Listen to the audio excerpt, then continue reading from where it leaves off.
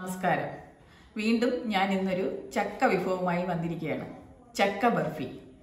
ഇത് എങ്ങനെ ഉണ്ടാക്കാമെന്ന് നമുക്ക് നോക്കാം. ഈ ചക്കയൊക്കെ എടുക്കാനുള്ള ബുദ്ധിമുട്ട് കാരണം ചക്ക ബർഫിയൊക്കെ ആരും ഉണ്ടാക്കി കാണാൻ വഴിയില്ല.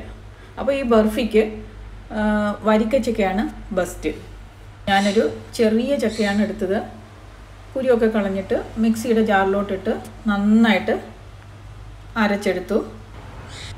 ഇനി ഒരു പാത്രം സ്റ്റൗവിലോട്ട് വെച്ചിട്ട് പാത്രം ചൂടായ ശേഷം ഒരു ഫുള്ള് തേങ്ങ ചിരകിയത് ഇട്ട് കൊടുക്കുക. ഇത് നന്നായിട്ട് ഇളക്കിക്കൊണ്ടിരിക്കണം. ഈ തേങ്ങയുടെ ജലാംശം മാറുന്നത് വരെ ഒരു 10 മിനിറ്റോളം ഇളക്കിക്കൊണ്ടിരിക്കുക. ഇത് മൂത്തൊന്നും പോകണ്ട. ഈ തേങ്ങ പൊടി പൊടിയായിട്ട് വേണം ചിരകിയെടുക്കാൻ. ഇതുപോലെ ആയി കിട്ടുന്നത് വരെ ഇളക്കുക. ഇനി മറ്റൊരു പാത്രം സ്റ്റൗവിലോട്ട് വെച്ചിട്ട് പാത്രം ചൂടായ ശേഷം നമ്മൾ അരച്ചു വച്ചിരിക്കുന്ന ചക്ക ഇട്ട് ഇളക്കുക. അതുപോലെ ഇതിൽ എണ്ണയോ നെയ്യോ ഒന്നും തന്നെ ഉപയോഗിക്കുന്നില്ല. ഈ ചക്ക നന്നായിട്ട് കൈവിടാതെ തന്നെ ഇളക്കിക്കൊണ്ടിരിക്കണം. ഒരു 10-15 മിനിറ്റോളം ഇളക്കണം. അപ്പോൾ ഈ ചക്കയുടെയൊക്കെ ജലാംശമൊക്കെ ഒന്ന് മാറിക്കിട്ടും. ഇനി പഞ്ചസാര ഇട്ട് കൊടുക്കുക. ഒരു 300 ഗ്രാം പഞ്ചസാര ഞാൻ ഇട്ടിട്ടുണ്ട്. ഇനി ഇത് നന്നായിട്ട് ഇളക്കി കൊടുക്കണം. ഇതൊരു 10-15 മിനിറ്റോളം ഇളക്കണം. ഇപ്പോൾ പഞ്ചസാരയൊക്കെ ഉരുകി ചക്കയിലോട്ടൊക്കെ പിടിച്ചിട്ടുണ്ട്. അപ്പോൾ ദാ ഈ ഒരു കൺസിസ്റ്റൻസിയിൽ കിട്ടിയിട്ടുണ്ട്.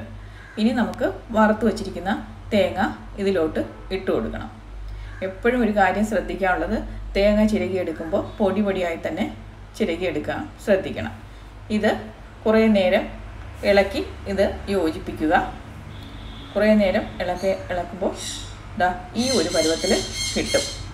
അതായത് നമ്മുടെ ഈ തവിയിൽ നിന്ന് ഇതിങ്ങനെ വിട്ടു വരുന്ന ആ ഒരു പരുവമായിരിക്കും.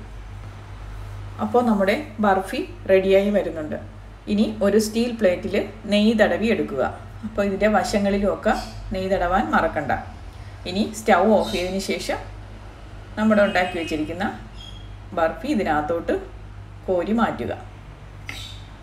അപ്പോൾ വീഡിയോ കണ്ടുകൊണ്ടിരിക്കുന്നവർ ചാനൽ ഇതുവരെ സബ്സ്ക്രൈബ് ചെയ്തിട്ടില്ലാത്തവരാണെങ്കിൽ ഒന്ന് സബ്സ്ക്രൈബ് ചെയ്യുക. പിന്നെ റൈറ്റ് സൈഡിലുള്ള ബെൽ ബട്ടണും ഒന്ന് ക്ലിക്ക് ചെയ്യുക. അതുപോലെ ഇത് നന്നായിട്ട് നിരത്തണം. എല്ലാ സ്ഥലവും ഒരുപോലെ തന്നെ നിരത്തിയെടുക്കാൻ ശ്രമിക്കുക. നമുക്ക് വേണമെങ്കിൽ ഇതുപോലെ തന്നെ സ്പൂണിലൊക്കെ കോരി കഴിക്കാം.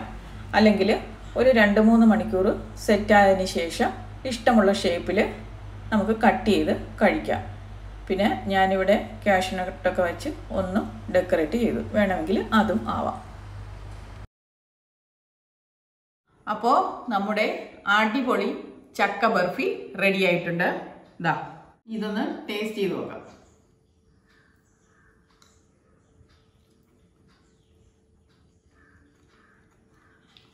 അടിപൊളി ടേസ്റ്റ്. അപ്പോൾ ചക്കയൊന്നും പാഴാക്കി കളയാതെ എല്ലാവരും ഇതുപോലെയൊക്കെ ഉണ്ടാക്കി നോക്കാൻ ശ്രമിക്കണം. ബൈ.